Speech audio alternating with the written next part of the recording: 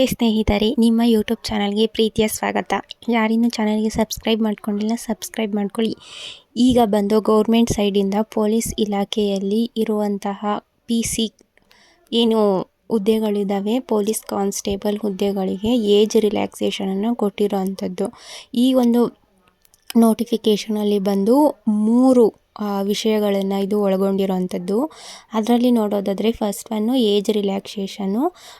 ಇದು ನೋಡಿದ್ರೆ ಇವಾಗ ಫಸ್ಟು ಜನರಲ್ ಕ್ಯಾಟಗರಿ ಅವ್ರಿಗೆ ಮಿನಿಮಮ್ಮು 18ರಿಂದ 28 ವರ್ಷಕ್ಕೆ ಇವಾಗ ಏರಿಕೆನೇ ಮಾಡಿದ್ದಾರೆ. 25 ಇದ್ದಿದ್ದನ್ನು 28 ವರ್ಷಕ್ಕೆ ಏರಿಕೆ ಮಾಡಿದ್ದಾರೆ. SC ST ಅವರಿಗೆ ನೋಡೋದಾದರೆ 18ರಿಂದ 30 ವರ್ಷ, ಅಂದರೆ 27 ಇದ್ದಿದ್ದನ್ನು 30 ವರ್ಷ ಮಾಡಿರೋವಂಥದ್ದು. ಹಾಗೆ ಫಾರೆಸ್ಟ್ ಟ್ರೈಬರ್ಸ್ಗೆ ಬಂದು 18ರಿಂದ 33 ವರ್ಷ ಮಾಡಿರೋದು. ಈ ಏಜ್ ಇವಾಗ ಏನು ಇವರು 3 ವರ್ಷ ಜಾಸ್ತಿ ಮಾಡಿದ್ದಾರೆ, ಇದಕ್ಕೆ ಬಂದು ಒನ್ ಟೈಮ್ಗೆ 5 ವರ್ಷದ ರಿಸರ್ವೇಷನ್ ಏನು ಕೊಟ್ಟಿದ್ದಾರೆ ಅವರು, 5 ವರ್ಷಗಳ ಏಜ್ ರಿಲ್ಯಾಕ್ಸೇಷನ್ನು. ಈ ಒಂದು ಇವಾಗ ಜನರಲ್ ಅವ್ರಿಗೆ ಬಂದು 28 ವರ್ಷ ಅಂತ ಇದೆ. ಸೊ ಈ 28 ಪ್ಲಸ್ 5ನ್ನು ಆ್ಯಡ್ ಮಾಡ್ಕೊಳ್ಳಿ, ಆವಾಗ 33 ವರ್ಷ ಆಗುತ್ತೆ. ಹಾಗೆ SC ST ಅವರಿಗೆ 18ರಿಂದ 30, ಅಂದರೆ 30 ವರ್ಷ ಇದೆ, ಅದಕ್ಕೆ 5 ವರ್ಷನ ಪ್ಲಸ್ 5 ವರ್ಷ ಮಾಡಿದ್ರೆ 35 ವರ್ಷ. SC ST ಅವರಿಗೆ 1 ವರ್ಷದ ಅಂದರೆ ಒಂದು ಟೈಮ್ನ 5 ವರ್ಷ ಏನವರು ಏಜ್ ಲಿಮಿಟನ್ನು ಇದು ಕೊಟ್ಟಿದ್ದಾರೆ, ಅದಕ್ಕೆ 30 ಪ್ಲಸ್ 5ನ್ನು ಮಾಡಿಕೊಂಡ್ರೆ 35 ವರ್ಷ ಬರುವಂಥದ್ದು. ಇದು SC ST.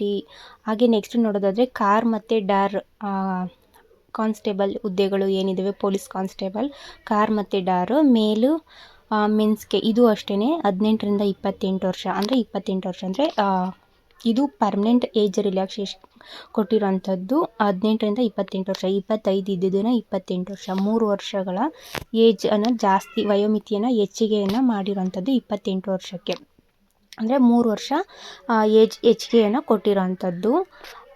ಹಾಗೆ SC ST ಅವರಿಗೆ 27 ಇದ್ದಿದ್ದು 30 ವರ್ಷಕ್ಕೆ ಕೊಟ್ಟಿರೋವಂಥದ್ದು.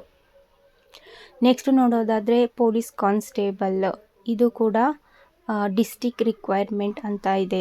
ಇದಕ್ಕೂ ಕೂಡ ಪೊಲೀಸ್ ಇದಕ್ಕೂ ಸೇಮ್ ಏಜ್ ರಿಲ್ಯಾಕ್ಸೇಷನ್ನೇ ಇರೋವಂಥದ್ದು, ಅಂದರೆ ಪರ್ಮನೆಂಟಾಗಿ 3 ವರ್ಷಗಳ ವಯೋಮಿತಿಯನ್ನು ವಯೋಮಿತಿ ಸಡಿಲಿಕೆಯನ್ನು ಕೊಟ್ಟಿರೋವಂಥದ್ದು.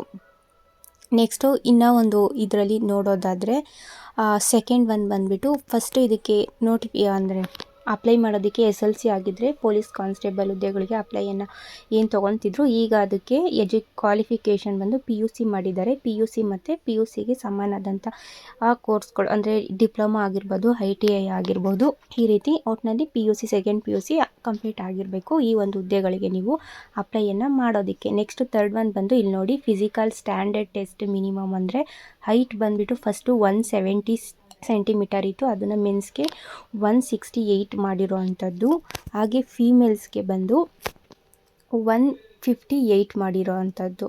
ಸೊ ಮೆನ್ಸ್ಗೆ 170 ಇದ್ದಿದ್ದನ್ನು 168 ಮಾಡಿದ್ದಾರೆ, 168 ಸೆಂಟಿಮೀಟರು. ಇಲ್ಲಿ ನೋಡಿ 170 ಇದ್ದಿದ್ದನ್ನು 168 ಸೆಂಟಿಮೀಟರು ಮೆನ್ಸ್ಗೆ ಮಾಡಿರೋಂಥದ್ದು. ಫೀಮೇಲ್ಸ್ಗೆ ವುಮೆನ್ಸ್ಗೆ ಬಂದುಬಿಟ್ಟು 157 ಫ್ರಮ್ 158 ಸೆಂಟಿಮೀಟರು ಇರಬೇಕಾಗಿರೋವಂಥದ್ದು. ಇನ್ನು ಮೆಡಿಕಲ್ ಟೆಸ್ಟ್ ಎಲ್ಲ ಇದರಲ್ಲಿ ಇರೋವಂಥದ್ದು, ಚೆಸ್ಟ್ ಮತ್ತು x-ray and any other medical test should be conducted as per suggestion of medical board ಅಂತ ಇರೋವಂಥದ್ದು. ಬೇರೆ ಎಲ್ಲ ಫಿಸಿಕಲ್ ಟೆಸ್ಟ್ಗಳು ಇದಕ್ಕೆ ಅಪ್ಲಿಕೇಬಲ್ ಆಗೋವಂಥದ್ದು. ಸೊ ಇದಿಷ್ಟು ಈ ಒಂದು ನೋಟಿಫಿಕೇಷನಲ್ಲಿ ಇರುವಂತಹ ಮಾಹಿತಿ. ಈ ಒಂದು PDF ನಾನು ಟೆಲಿಗ್ರಾಮ್ ಚಾನಲ್ನಲ್ಲಿ ಹಾಕಿರ್ತೀನಿ. ಈ PDFನ ಟೆಲಿಗ್ರಾಮ್ ಚಾನಲ್ನಲ್ಲಿ ಹಾಕಿರ್ತೀನಿ. ಟೆಲಿಗ್ರಾಮ್ ಚಾನಲ್ನ ಲಿಂಕನ್ನು ಈ ವಿಡಿಯೋದ ಡಿಸ್ಕ್ರಿಪ್ಷನ್ ಬಾಕ್ಸಲ್ಲಿ ಟೆಲಿಗ್ರಾಮ್ ಚಾನಲ್ನ ಲಿಂಕನ್ನು ಕೊಟ್ಟಿರ್ತೀನಿ. ದಯವಿಟ್ಟು ಆ ಲಿಂಕ್ ಮೂಲಕ ನೀವು ಟೆಲಿಗ್ರಾಮ್ ಚಾನಲ್ಗೆ ಜಾಯ್ನ್ ಆಗಿ ಈ ಒಂದು PDFನ ಚೆಕ್ ಮಾಡ್ಕೊಳ್ಳಿ. ಹಾಗೆ ಯಾರಿನ್ನೂ ಸಬ್ಸ್ಕ್ರೈಬ್ ಮಾಡಿಲ್ಲ ಸಬ್ಸ್ಕ್ರೈಬ್ ಮಾಡಿ. Thank you.